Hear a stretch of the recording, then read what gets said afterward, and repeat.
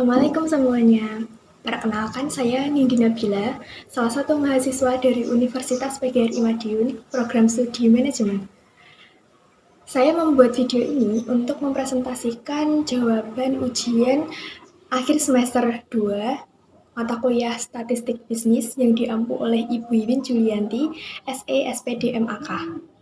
Langsung saja ke soal yang pertama.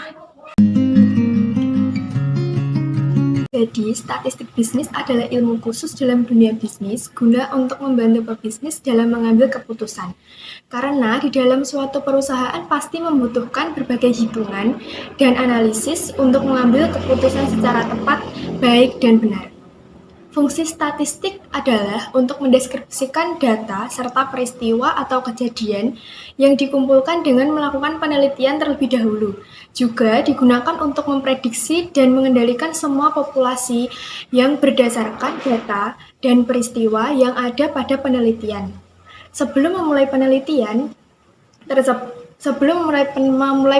tersebut, biasanya membuat hipotesis atau dugaan terlebih dahulu.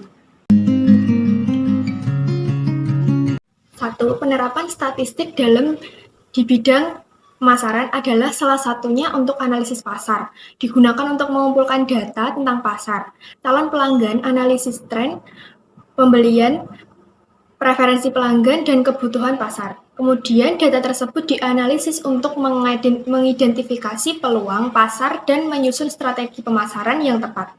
2. Di bidang keuangan, digunakan untuk menganalisis dan mengelola portofolio investasi, seperti analisis varian dan korelasi yang digunakan untuk memprediksi pengembalian masa depan dan mengukur resiko yang terkait. Berikutnya di bidang produksi, digunakan untuk menganalisis data produksi seperti jumlah produksi, waktu produksi, dan kualitas produk. Dengan begitu, perusahaan dapat mengidentifikasi faktor-faktor yang dapat berpengaruh pada hasil produksi. Statistik deskriptif yaitu proses mengumpulkan, meringkas, dan menyajikan data secara jelas dan tepat.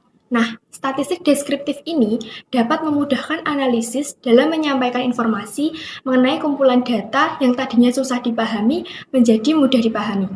Contohnya, pada saat pemungutan suara, untuk mengetahui siapa kandidat yang terpilih, panitia pemilu harus mengumpulkan data suara dari masyarakat.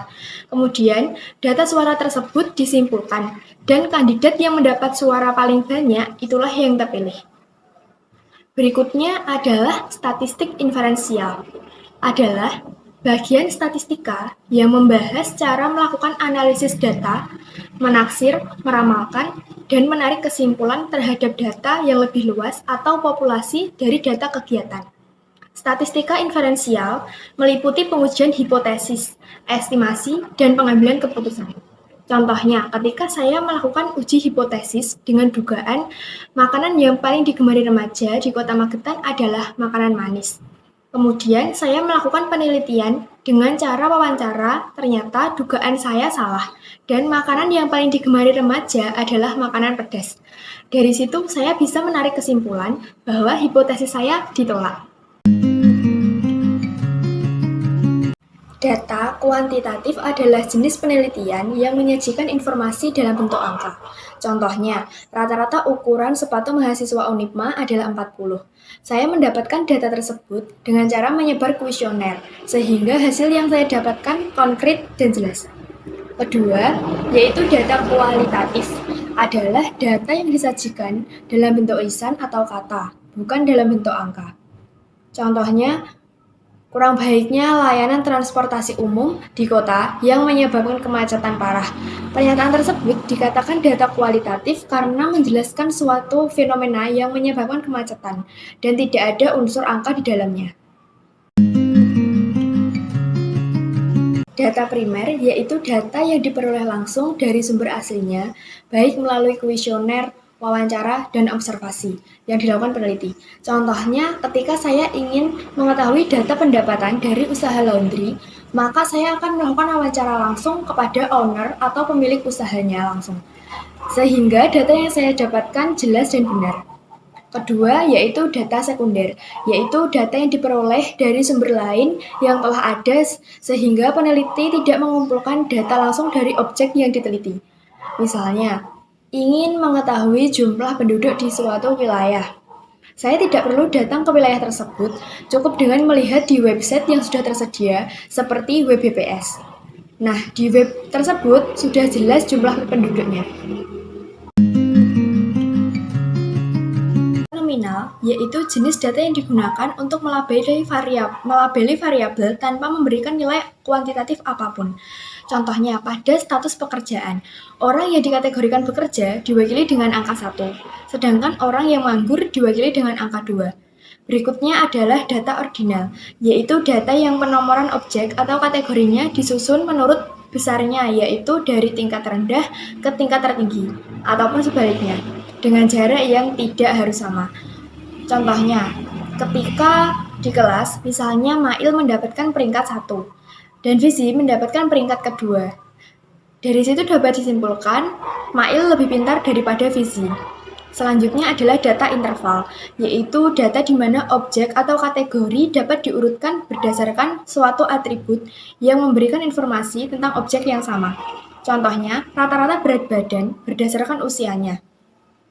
Usia 5-10 tahun, beratnya 15 sampai dengan 24 kg. Usia 11 sampai dengan 16, beratnya 25 sampai 35 kg. Usia 17 sampai dengan 22, beratnya 36 sampai 55 kg. Selanjutnya adalah data rasio, yaitu data yang jaraknya sama dan mempunyai nilai 0. Jadi, kalau data 0 berarti tidak memiliki arti apapun. Contohnya, berat badan bayi, di mana bayi A 6 kg, bayi B 5 kg, dan bayi B 1 kg. Skala rasio berat badan bayi A 3 kali lipat dari berat badan bayi C. Berat badan bayi B 2 kali lipat dari bayi C.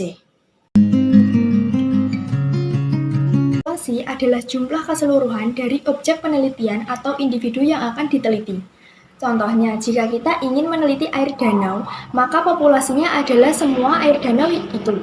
Sedangkan sampel adalah sebagian dari jumlah dan karakteristik yang dimiliki oleh populasi tersebut. Contohnya, ketika meneliti air sungai, kita tidak perlu mengambil semua air yang ada di sungai tersebut. Cukup mengambil sedikit saja atau sebagian, itu sudah bisa untuk diteliti.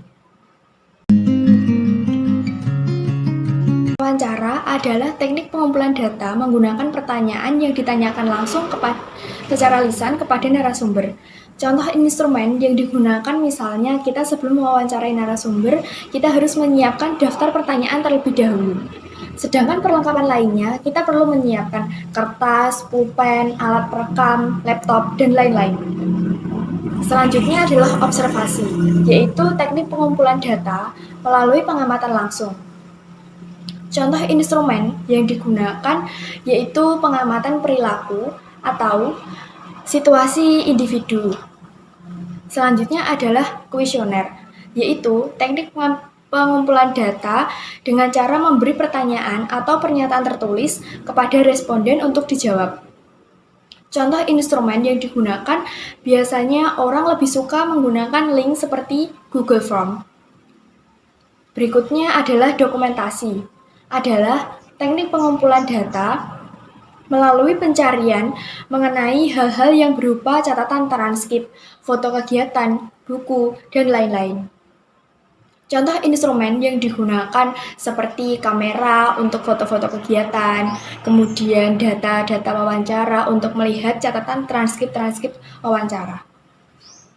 Dan yang terakhir adalah tes, yaitu teknik pengumpulan data dengan memberikan soal atau tugas secara alat serta alat lain yang diperlukan datanya. Contohnya, instrumen yang digunakan adalah serangkaian pertanyaan latihan lembar kerja yang bertujuan untuk guna mengukur keterampilan dan kemampuan.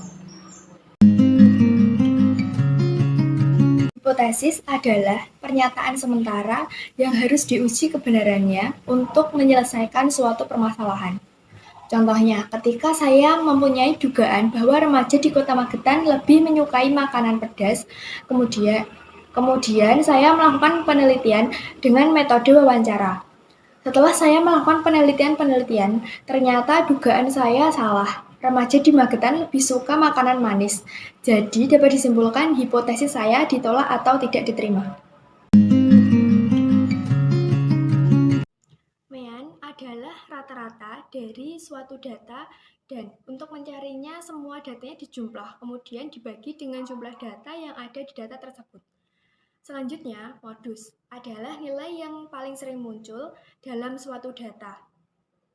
Selanjutnya, median adalah nilai tengah dari suatu data setelah data diurutkan dari yang terkecil hingga yang terbesar. Sekian yang dapat saya sampaikan, kurang lebihnya mohon maaf. Wassalamualaikum warahmatullahi wabarakatuh.